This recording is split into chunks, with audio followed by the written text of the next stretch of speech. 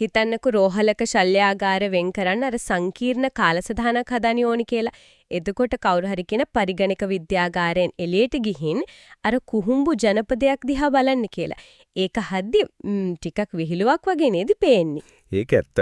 බැලු බැලමට ඒක මහා පිස්සු කතාවක් වගේ. ඔව් ඒත් මේක විහිළුවක් නෙවෙයි. අද අපි මේ කරන ගැඹුරු ගවේෂණයේදී කතා කරන්නේ අන්න ඒ වගේ දේවල් ගැන. ඒ කියන්නේ බැලු බැලමට කිසිම සම්බන්ධයක් නැති ඒත් අනාගතයේ තීරණය කරන අපූරු සංකල්ප ගැන. අනිවාර්යෙන්ම මේක ගොඩාක් රසවත් මාතෘකාවක් වේවි. ඔව් විශේෂයෙන්ම අපි මේ ගවේෂණයට පදනම් වෙන්නේ අර උසස් පෙළ තොරතුරු හා sannivedana තාක්ෂණයේ විෂයේ අනාගත දිශානතීන් කියන කොටසින් අර 2011 ඉඳන් 2025 වෙනකන් ආපු බහුවර්ණ ප්‍රශ්න මාලාවයි ඒ ආශ්‍රිත මූලාශ්‍රය. ඉතින් අපි මේ කරන්නේ නිකම් අර ප්‍රශ්න උත්තරයි කියවන එක නෙවෙයි නේද?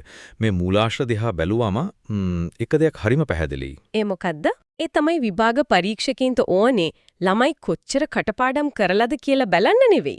අර ජීව විද්‍යාවයි ක්වොන්ටම් භෞතික විද්‍යාවයි එකතු වෙලා මේ සාමාන්‍ය පරිගණක තාක්ෂණයේ සම්පූර්ණයෙන්ම වෙනස් කරන අලුත් ලෝකෙට ඔවුන් ලෑස්තිද කියලා පරීක්ෂා කරන්නයි. අනිවාර්යයෙන්ම. ඉතින් අද අපි මේ කරුණු ඔක්කොම ටිකක් ලියාගෙන බලමු. මුලින්ම මේ අර ਸਰවව්‍යාපී පරිගණකකරණය, ඒ කියන්නේ යුබිකිටස් කම්පියුටිං ගැන කතා කළොත් ඔව් මේ මූලාශ්‍ර ගොන්න විශ්ලේෂණය කරද්දී මතුවෙන ප්‍රධානම කාරණය තමයි අර තාක්ෂණික නාමකරණයන් වලට වඩා ඒ තාක්ෂණය ප්‍රායෝගික ලෝකයේ ඇතුලේ වැඩ කරන්නේ කොහොමද කියන එකට අවධානය යොමු වෙන එක. ඒ කියන්නේ අර පරණ විදිහට මේසර කුඩ තියෙන පරිගණකයක් යන නෙවෙයි නේද මේ අහන්නේ. හරියටම හරි. අතීතයේදී පරිගණකයක් කියන්නේ අපිට පැහැදිලිව පේන්න තියෙන උපකරණයක් නේ. නමුත් අර 2011 සහ 12 වසරවල විභාග ප්‍රශ්න වලින් මේ යුබිකිටස් කම්පියුටිං ගැන අහනකොට ඕන අර දෘඩාංග ගැන අහන්නේ නැහැ. එතකොට ඔවුන් අහන්නේ මොනව ගැනද? එතනදී අවධාරණය කරන්නේ දේශීය පරිසර අභිරුචිකරණය කියන සංකල්පයයි. ඒ කියන්නේ පරිගණක තාක්ෂණයේ අපේ ඇහැට නොපෙනෙන පසුබිමකට ගිහින් අර නිවසක ආලෝකය, උෂ්ණතාවය වගේ දේවල් අපේ මැදිහත් වීමක් නැතුවම ස්වයංක්‍රීයව වෙනස් වෙන හැටි. මම ඔතනදී පොඩි අභියෝගයක් කරන්න කැමතියි.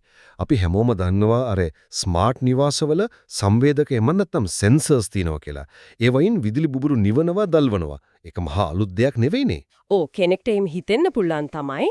ඉතින් මේ මූලාශ්‍රවල හැටියට විභාගයට අහන්නේ ඒ සරල ක්‍රියාවලියම නෙවෙයි නේද?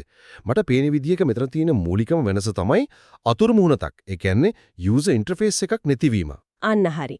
ඒක තමයි හරියටම කාරණය. අපි පරිගණකයට විධානයක් දෙනවා වෙනුවට පරිසරයේම පරිගණකයක් වෙලා අපේ අවශ්‍යතාවය කල්තිය අඳුර ගන්නවා. හරියට අපිට නොපෙනෙන පුද්ගලික සහායකයෙක් හැමතැනම ඉන්නවා වගේ වැඩක්. තාක්ෂණය නොපෙනී යන එක තමයි මෙතන තියෙන විශේෂත්වය. ඔව් ඒක හරිම අපූර්ව උපකරණයක්. හැබැයි මට තියෙන ලොකුම ගැටලුව මේකයි. පරිගණක කියන දේවල් හැමතැනම තියෙනවා නම් අපිට නොපෙනී මේ තීරණ ගන්නෙ කවුද? තිරිය පිටුපස්ස ඉඳන් මේ අදෘශ්‍යමාන පාලනය ගෙනියන්නේ කොහොමද? අන්න එතනදී තමයි මේ software agents එහෙමත් නැත්නම් මෘදුකාංග නියෝජිතයින් කරලියට එන්නේ. මේවාර හුදෙක් අපි දෙන විධාන ක්‍රියාත්මක කරන සාමාන්‍ය මෘදුකාංග වැඩසටහන් නෙවෙයි. ඒ කියන්නේ යාලට තනියම වැඩ කරන්න පුළුවන්ද? ඔව්. මූලාශ්‍රවලට අනුව මේ නියෝජිතයින්ට ස්වායත්තව, ඒ කියන්නේ ඕටෝනොමස් විදිහට ක්‍රියාත්මක වෙන්න පුළුවන්. ඒ වගේම පරිසරයෙන් ලැබෙන තොරතුරු අසම්පූර්ණ වුණත් ඒ මත පදනම් වෙලා තීරණ ගන්න උන්ට හැකියාව තියෙනවා. අර වෛද්‍ය ශ්‍රේෂ්ඨයේ පාවිච්චි වෙන එක්ස්පර්ට් සිස්ටම්ස් වගේද? හරියටම හරි. ඒ එක්ස්පර්ට් සිස්ටම්ස් වැඩ කරන්නේ කරුණු ගොඩක් ගබඩා කරපු දැනුම් පාදකයක්. ඒ කියන්නේ knowledge base එකක්. සහ ඒක තර්කානුකූලව ගලපන අනුමාන එන්ජින්ම පාවිච්චි කරලා. පොඩ්ඩක් ඉන්න මේ මූලාශ්‍රවල තියෙන තවත් කාරණයක් මව පුදුමයටපත් කළා. අර පරිගණක වෛරස් පවා මේ මෘදුකාංග නියෝජිතයින් විදිහට හඳුන්වන්න පුළුවන් කියලා එක තැනක තියෙනවා. ඕ ඒක ටිකක් අමුතු කතාවක් වගේ පේනව නේද? ඒකනේ. වෛරස් එකක් කියන්නේ විනාශකාරී දෙයක් නේ. ඒක කොහොමද නියෝජිතෙක් වෙන්නේ? මෙහෙමයි නියෝජිතයෙක් කියන්නේ හැම විටම යහපත් වැඩ කරන කෙනෙක්ම නෙමෙයිනේ. නියෝජිතයෙකුගේ මූලිකම ලක්ෂණය වෙන්නේ බාහිර පරිසරයේ සංජානනය කරලා මිනිස් මැදිහත් වීමක් නැතුව ස්වාධීනව තීරණ ගන්න එක.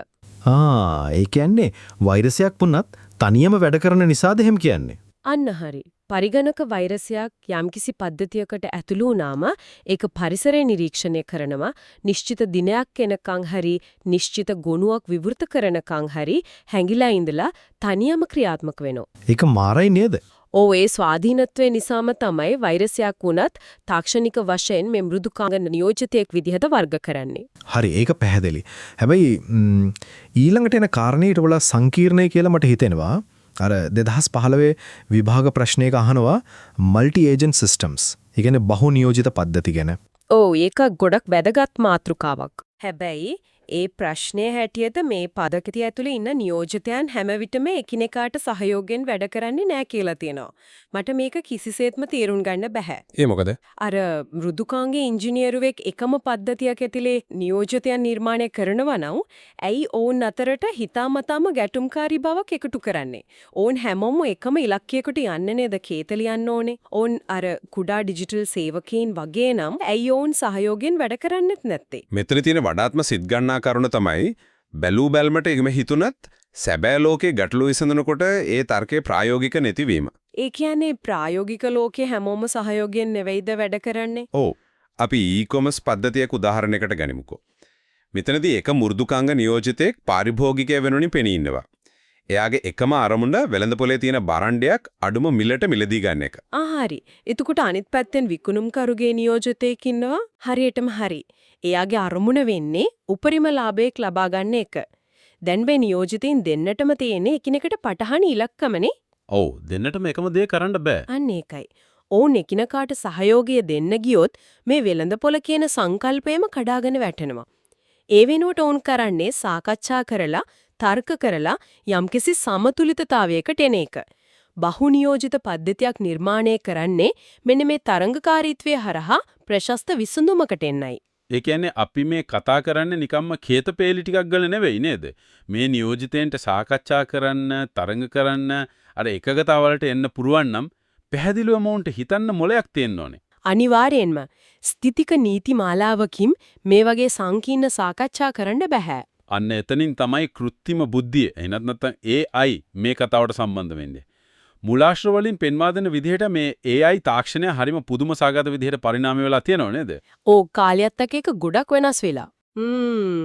2018 වගේ කාලේ හපු ප්‍රශ්නවල තිබුණේ අර ස්පෑම් ඊමේල් පෙරහන් කරන සරල රටා හඳුනා ගැනීම ගැන. ඒත් 2024 සහ 25 වෙනකොට මෙතනදී තමයි මේක ඇත්තටම රසවත් වෙන්නේ. ජෙනරේටිව් AI එහෙමත් නැත්නම් උත්පාදක AI ගැන විභාගය අහන්න පටන් අරන් ඔව් විභාග ප්‍රශ්න පත්‍රයේ ඒ අලුත් ප්‍රවණතා එක්ක ගොඩක් වේගෙන් යාවත් කායින වෙලා තියෙනවා. අර සමාජ මාධ්‍යවල තියෙන ਵਿਚාර විශ්ලේෂණය කරලා කෙනෙකුට හෝටලයක් නිර්දේශ කරන්නේ කොහොමද කියන එකත් මේ අලුත් ප්‍රශ්නවලට ඇතුළත් වෙලා තියෙනවා මම දැක්කා. මේ ජෙනරේටිව් AI වලින් කරන්නේ අර කලින් තිබුණු දත්ත විශ්ලේෂණය කරන එකම නෙවෙයිනේ. උන් ඉගෙනගත් රටාවන් පාවිච්චි කරලා සම්පූර්ණම නව අන්තර්ගතයන් නිර්මාණය කරනවා. මෙතනදී තමයි මේ මූලාශ්‍රවල මම දැක්ක වැදගත්ම දේ මතුවෙන්නේ. අලුත් දෙයක් AI තාක්ෂණයෙන් නිර්මාණය කළොත් ඒක AI එකකින් සැදුවා කියලා හෙළිදරු කිරීම අනිවාර්යයි කියලා විභාග ප්‍රශ්න පත්‍රයේ සඳහන් වෙනව නේද? ඔව් ඒක සදාචාරාත්මක කාරණයක්. ප්‍රශ්නයක්. ඉතින් විභාග පරීක්ෂකයන් අනාගත පරම්පරාවෙන් බලාපොරොත්තු වෙන්නේ නිකම්ම කේත ලියන්න පුළුවන් යන්ත්‍ර ටිකක් නෙවෙයි මේ වගේ සදාචාරාත්මක මායිම් හඳුනා ගන්න පුළුවන් තාක්ෂණික දාර්ශනිකයින් පිරිසක් කියන එක මේකෙන් මනාව පැහැදිලි වෙනවා. ඒක ඊටා නිවැරදි නිරීක්ෂණයක්. ඒ වගේම මේ මූලාශ්‍රය ඇතුලේ ළමයින්ව පටලවා ගන්න පාවිච්චි කරන අපූර්ව උගුලක් ගැනත් තියෙනවා. ඒ මොකටද උගුල? ඒ තමයි ප්‍රබල කෘත්‍රිම බුද්ධිය එහෙම නැත්නම් strong AI සහ වර්තමානයේ අපි පාවිච්චි කරන applied AI අතර තියෙන වෙනස. ඒ කියන්නේ අර chatbot ල වගේ දේවල්ද මේ applied AI කියන්නේ? ඔව් හරියටම. අද අපි පාවිච්චි කරන මේ AI පද්ධති කොච්චර දක්ෂ වුණත් ඒවට මිනිස්සෙක්ට වගේ සාමාන්‍ය බුද්ධියක්, හැඟීම් තේරුම් ගැනීමේ හැකියාවක් හෝ Taman ගැන ස්වයං අවබෝධයක් නැහැ. strong AI කියන්නේ තාමත් න්‍යායාත්මක සංකල්පයක් විතරයි. ඒ කියන්නේ ඒක තාම හැබෑවටම නිර්මාණය වෙලා නැහැ. නෑ. ඉතින් ප්‍රශ්න පත්‍රවලදී හිතාමතාම මේ වර්තමාන හැකියාවන් සහ අනාගත න්‍යායන් එකට පටලවලා සිසුන්ගේ අවබෝධයේ ගැඹුර මනින හැටි අපිට දකින්න පුළුවන්. හොමයි. අපිට ඔය කියන strong AI මට්ටමට යන්න නම් අනිවාර්යයෙන්ම මීට වඩා දියුණු ඇල්ගොරිතම ඕනේ වෙනව නේද? අනිවාර්යෙන්ම. එතනදී තමයි විද්‍යාඥයන් මේ පරිගණක විද්‍යාගාරයෙන් එළියට ඇවිත් ලෝකේ තියෙන පැරණිතම බුද්ධිමත් පද්ධතිය දිහා, ඒ කියන්නේ ස්වභාව ධර්මයේ දිහා බලන්න පටන් ගත්තේ. ඔව්. nature inspired computing එහෙම නැත්නම් ස්වභාව ධර්මයෙන් ප්‍රේරිත පරිගණකකරණය කියන්නේ ඒකට තමයි. මේ මූලාශ්‍රවල අර ජෙනටික් ඇල්ගොරිදම්ස් ගැන කතා කරනවා. මට තේරෙන්නේ නැත්තේ මේ ජීව විද්‍යාව වෙන ජානමය පරිණාමය කොහොමද පරිගණක වැඩසටහනකට සම්බන්ධ කරන්නේ කියන එකයි. මේක ඊටාම සිත් ගන්නාසුළු ක්‍රියාවලිය. සාමාන්‍ය පරිගණක වැඩසටහනක් විසඳුම හොයන්ගේ පියවරෙන් පියවරෙන්නේ. හැබැයි ජෙනටික් ඇල්ගොරිදම්ස් ක්‍රියාත්මක වෙන්නේ ඊට වඩා වෙනස් විදිහකට. සංකීර්ණ ගැටලුවකට තියෙන්න පුළුවන් විසඳුම් දහස් ගණනක් මුලින්ම අහම්බු ලෙස නිර්මාණය කරනවා. ඒ කියන්නේ මුලින්ම නිකම්ම හම්බුව අදහස් ටිකක් විතරයි. ඔව් හරියටම හරි. ඊට පස්සේ ඒ විසඳුම් කොච්චර සාර්ථකද කියලා මනිනවා අසාර්ථක ඒවා අයින් කරලා සාර්ථකම විසඳුම් ටික තෝරගෙන ඒව එකිනෙක මුහුම් කරනවා. අර ජීව විද්‍යාවේදී මව්පියන්ගේ ඥාන දරුවන්ට ලැබෙනවා වගේ වැඩක්ද එතකොට වෙන්නේ? ඔව් හරියට මේ වගේ. එක් විසඳුමක තියෙන හොඳම කොටස තවත් විසඳුමක හොඳම කොටසක් එක්ක එකතු කරනවා. ඊට පස්සේ එකට අහමු විකෘතියක්, ඒ කියන්නේ මියුටේෂන් එකක් එකතු කරනවා. විකෘතියක් කියන්නේ අර පරිණාමයේදී වෙනවා වගේ අහමු වෙනසක් නේද? අන්න හරි. මේ ක්‍රියාවලිය පරම්පරා දහස් ගණනක් පුනරාවර්තනය කරාම පරිසරයට වඩාත්ම ඔරොත්තු දෙන ඒ ගැටලුවට තියෙන ප්‍රශස්තම විසඳුම පරිණාමය වෙලා මතුවෙනවා. අම්මෝ ඒක හරියටම ඩාවින්ගේ පරිණාමවාදී පරිගණකයක් ඇතුලේ සිදුවෙනවා වගේ දෙයක් නේ. ඒක සාමාන්‍ය පරිගණක විද්‍යාවට වඩා ජීව විද්‍යාවට සමානයි වගේ. ඇත්තටම විශාල සංගත ගැටලු විසඳන්න ස්වභාව ධර්මය වසර මිලියන ගණනක් තිස්සේ ප්‍රශස්ත කරපු, ඒ කියන්නේ ඔප්ටිමයිස් කරපු ඇල්ගොරිදම් අපි ණයට ගන්නවා කියලා කියන්න පුළුවන්. ඒක තමයි මේකේ තියෙන අපූර්ව. ඒත් මට තියෙන ඊළඟ ප්‍රශ්නේ තමයි මේ කුහුම්බු ජනපද ගැන කියන කතාව. මම මුලින්ම ගවේෂණය පටන් ගන්නකොටත් ඇහුවේ ඒකනේ. කුහුම්බුවන්ගේ හැසිරීම අධ්‍යයනය කරලා රෝහලක ශල්‍ය කර්ම කාලසටහන් හදන්නේ කොහොමද? කුහුම්බුවන්ට රෝහල් ගැන අවබෝධයක් නැහැනේ. කුහුම්බුවන්ට රෝහල් ගැන අවබෝධයක් නැති වුණාට සීමිත සම්පත් ප්‍රමාණයක් තියෙන පරිසරයක කිසිම ගැටීමක් නැතුව කාර්යක්ෂමව ගමන් කරන හැටි ගැන අවුරුදු මිලියන ගණනක අවබෝධයක් තියෙනවා. ඒ කියන්නේ යාළගේ අර කෑම හොයාගෙන යන රටාවද මේකට ගන්නෙ? ඔව් හරියටම.